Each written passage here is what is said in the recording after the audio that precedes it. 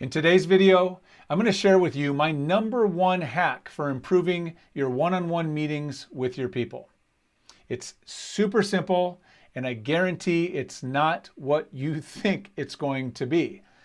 But before I get to that, let's talk a little bit about why the one-on-one meeting is so important to set up why this particular hack is particularly powerful.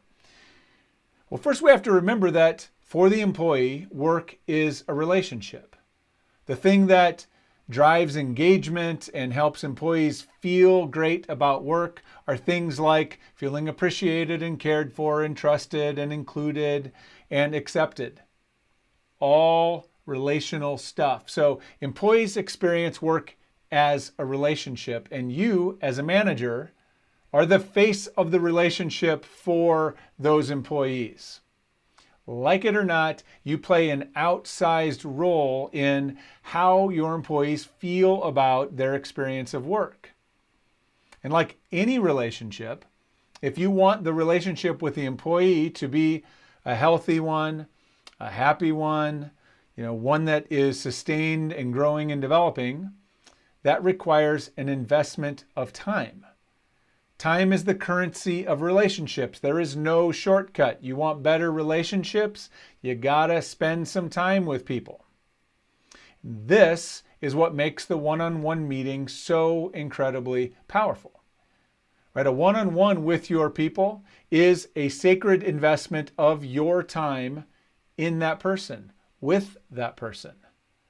Now, I know as a manager, any given one-on-one meeting to you probably doesn't feel that significant, particularly if you manage a bunch of people.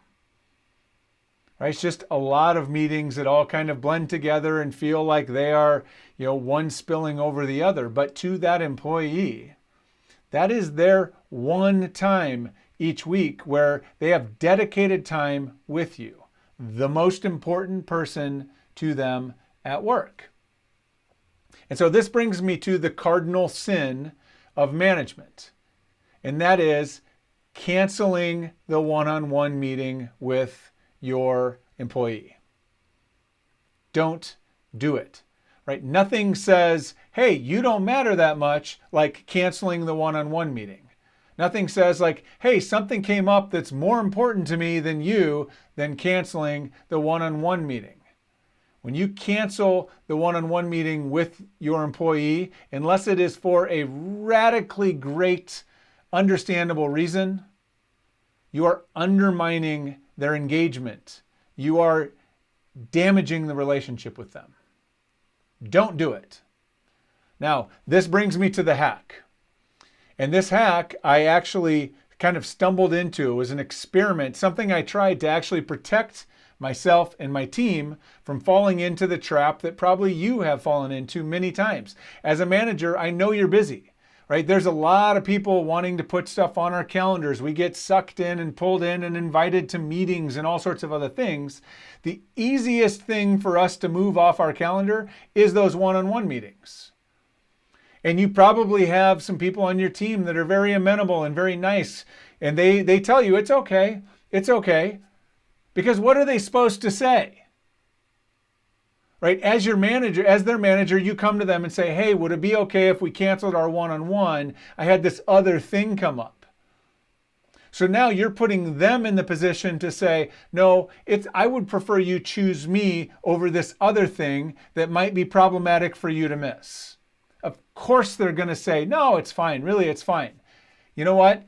It ain't fine. Right? Every time you cancel a one-on-one meeting, you send a message to the employee that they're just not that important to you. Don't do it. So here's the hack. You ready? The thing that I tried and discovered was incredibly powerful is that I asked my employees to schedule and own the calendar invite for the meeting. That's it. Super simple. And I know you might be saying, what? I went through this whole video for that? How in the world does that have any impact? Well, let me tell you. 2 really awesome things happen when you do this. Number 1, is it creates a different kind of responsibility for you with the employee. When the employee owns the calendar invite, they put that meeting on your calendar. Guess what? You can't just go cancel it, right? You should go to them and ask them, explain to them that you need to cancel or you need to reschedule, whatever it is. But it puts sort of a responsibility or a greater responsibility and commitment on your shoulders to go to them and explain to them why you need to move that meeting. What I found is that I rarely felt like I had a good enough excuse to go ask them to move the meeting. So when someone asked me for that time for another meeting, I would say, no, I'm sorry, I already have a meeting booked. It made it easy for me to honor that meeting and make sure that I wasn't sending a bad message to the employee. So now I know you could still just decline the meeting. Sure, it's an a-hole move. You can make a-hole moves all day. Let me know how that works out for you. Right? If you care about your employees, this is a really nice way to just up the ante for you on a commitment level so that you don't just cancel that meeting when another one comes up.